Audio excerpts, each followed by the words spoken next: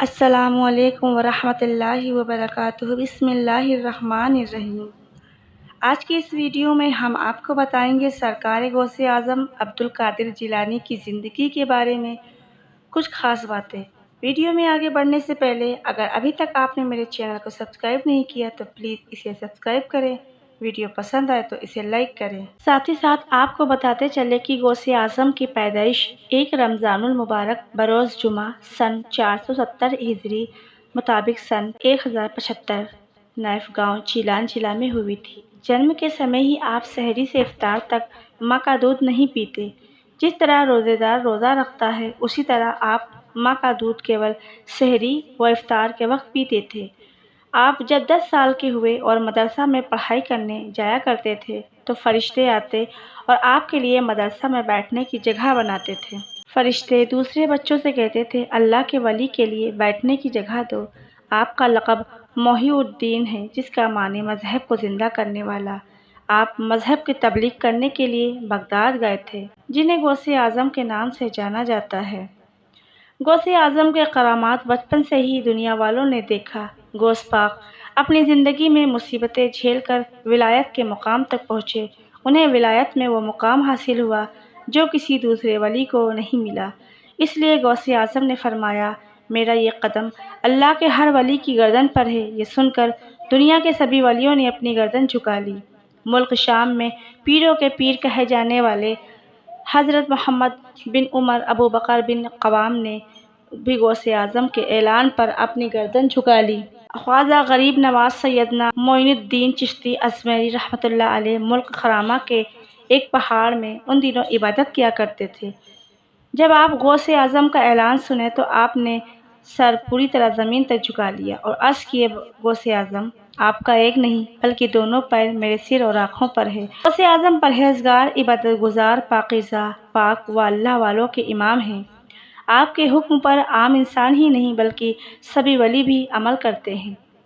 اللہ نے غوث اعظم کو وہ بلند مقام عطا فرمایا کہ وہ اپنی نظر ولایت سے وہ سب کچھ دیکھ لیتے جہاں تک کسی عام انسان کی نظر عقل و سوچ بھی نہیں جاتی۔ 521 ہجری میں بغداد میں لوگوں کو مذہب و دین کی باتیں پھیلانے کے لیے بیان کرتے اور 40 سالوں تک 561 ہجری تک مسلسل بہت مضبوطی سے نیکی و مذہب کی باتوں کو پھیلاتے رہے۔ پچھلی ویڈیو کے پہلے حصے میں آپ نے سنا عبدالقادر جیلانی نے اللہ سے کچھ شرطوں کے حوالے سے بات کی۔ غوث پاک فرماتے ہیں میں نے 70 شرطیں گنوائی۔ اللہ نے میری ہر ایک شرط کو 70 مرتبہ کہہ کے قبول کی۔ ایک دن تقریر کر رہے تھے غوث پاک نے فرمایا اے بغداد والو اگر کہو تو بتا دوں ان 70 شرطوں میں ایک شرط کیا تھی؟ لوگوں نے کہا حضور بتا دیں تو سرکار غوث اعظم فرماتے ہیں ان 70 شرطوں میں ایک شرط یہ بھی تھی۔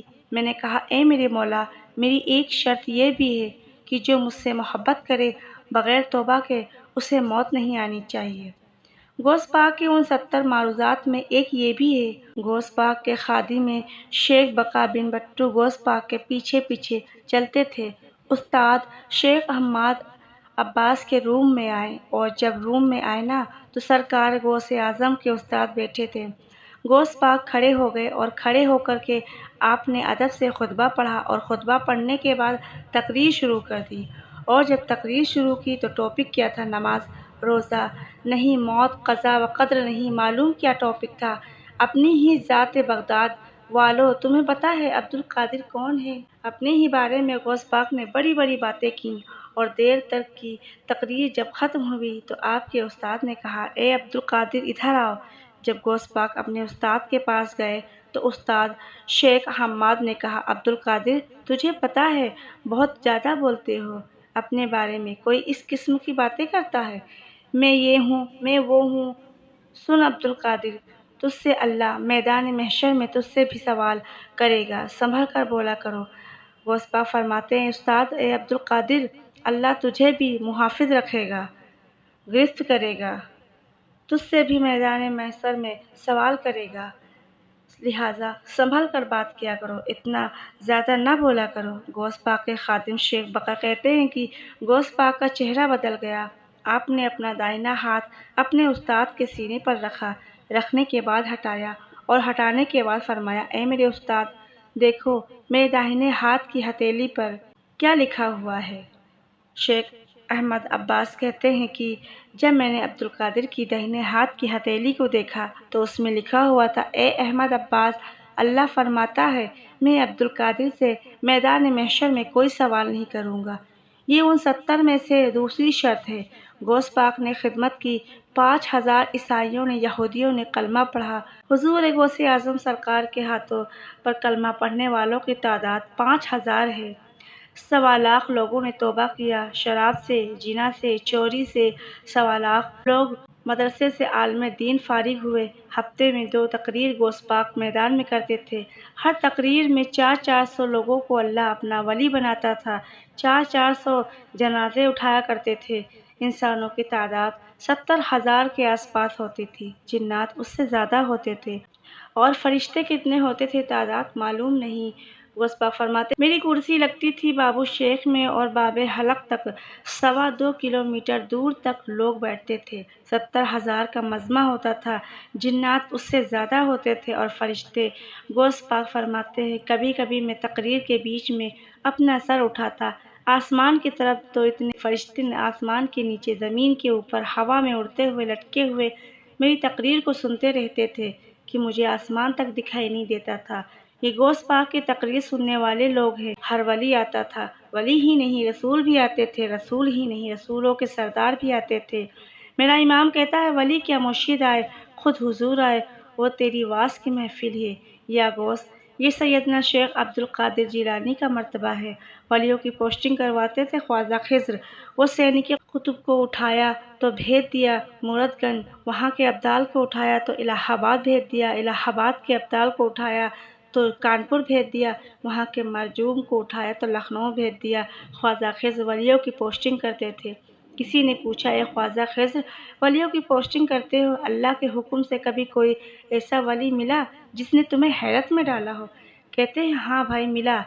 تو خواجہ خضر کہتے ہیں میں زمین سے اٹھا، یہ مشاہداتی کی دنیا ہے، اسے ناسوتی دنیا کہتے ہیں۔ عالم ناسوت، عالم جبرود، عالم آہوت، یہ دنیا کے نام ہیں جو پردہ غیب میں۔ تو خواجہ خضر کہتے ہیں میں ادھر سے نکلا تو سوچا کہ عالم لاہوت، جبروت، ہاہوت بولوں، لیکن جب میں اڑا نا تو جہاں دنیا ختم ہوتی ہے اس کے آخری کناروں پر ایک ٹاپو پر، جزیرے پر، ایک آدمی چادر اوڑھے لیٹا ہوا تھا۔ خواجہ خضر کہتے ہیں کہ میں اوپر سے نیچے اترا، میں سمجھ گیا یہ کوئی اللہ کا ولی ہے۔ میں نے کہا اٹھ، یہاں کوئی عام انسان نہیں آ پائے گا، تو آ گیا تو سو رہا ہے، اللہ کے ولی ہو، محنت کرو۔